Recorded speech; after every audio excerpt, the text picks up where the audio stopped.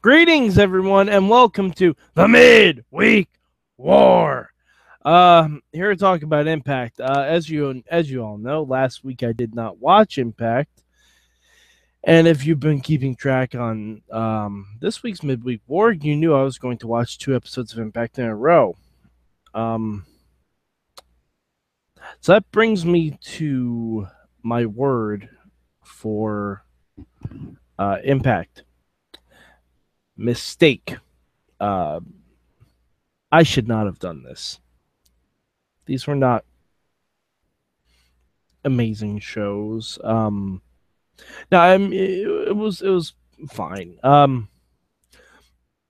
The word for these 2 episodes was India.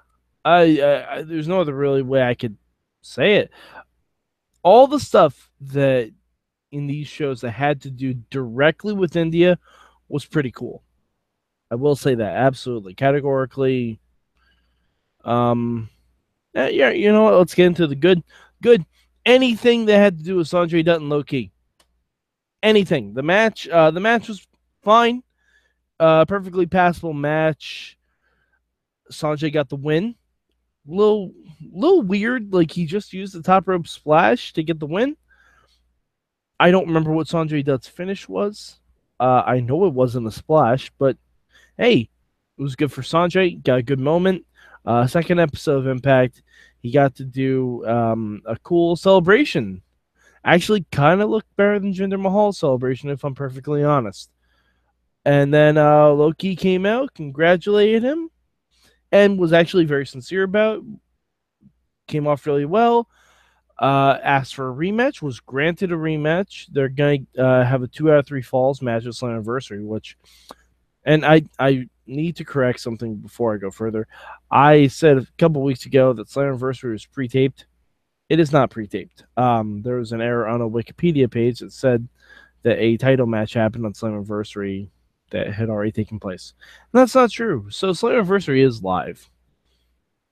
Great. I'm still probably not going to see it because I don't care about a lot of the matches on there. But yeah, the 2 out of 3 falls match is actually pretty decent.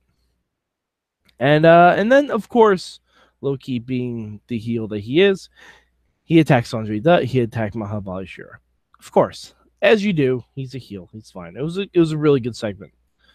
Bad for this week. Way too much focus on Hornswoggle and Rockstar Spud. Like, if I have to hear Rockstar Spud say, "I didn't mean to pull your pants down" one more time,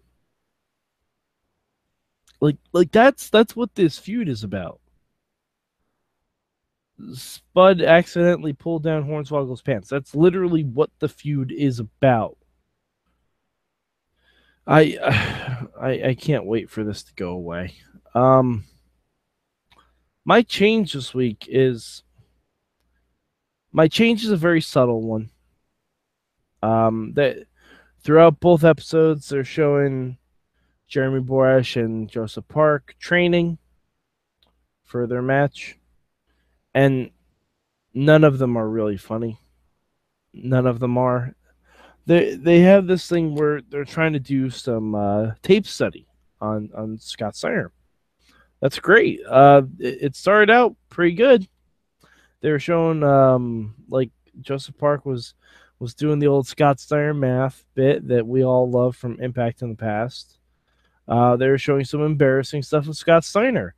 And I'm like, okay, this is kind of great. And I was waiting to see one of my favorite moments of all time of Scott Steiner on a pogo stick. And they never show it. They never show it. So that would be my change. My change is you just add the clip of Scott Steiner on a pogo stick to that segment. The segment eventually turns around with showing how vicious Scott Steiner can be. And, you know, naturally, like, do I think we're going to see Joseph Park wrestle at Slammiversary? No, I do not. Do I think it'll be Abyss? Yes, I do. But let's just talk about some of the interstitial stuff. All the stuff with Laurel Van Ness and Allie and Rosemary was pretty good. The intro to the second episode with Laurel and Ness acting like a drunk baby, basically, was fantastic. Really, really good stuff. As always, Laurel's bringing the heat. I love it. Um, there are two big multi-man matches on these shows that had like suicide in them. Eddie and Davey, like, way too many multi-man matches. Just they're for these Sony 6 cups.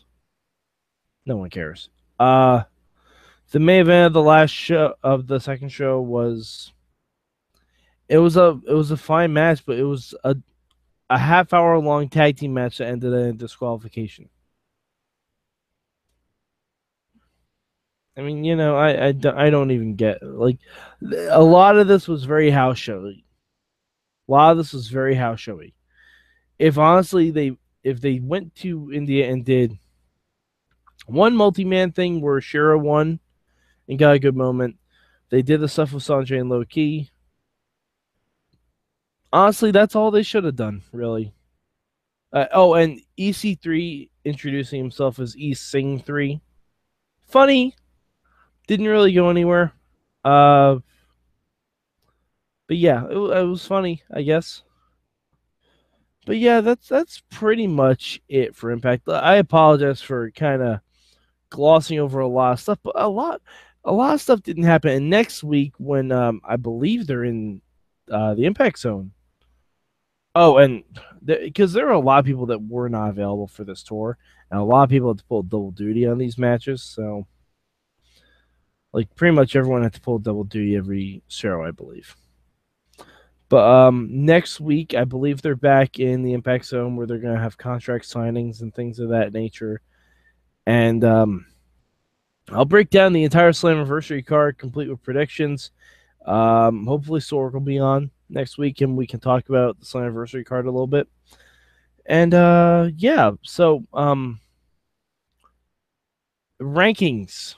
I let people know that I would change the rankings if I thought Impact was better than any of the shows this week.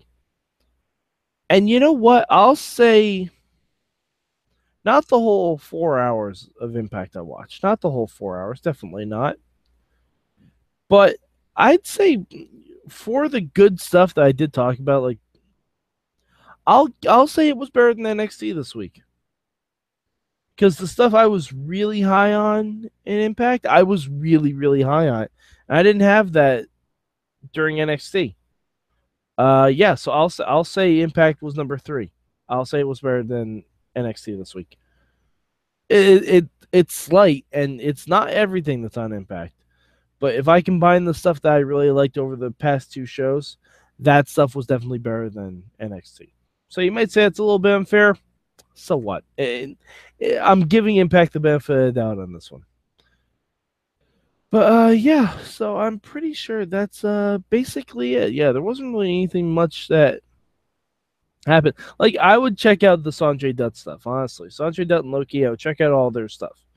And check out the women's tag match too. I would definitely check that out.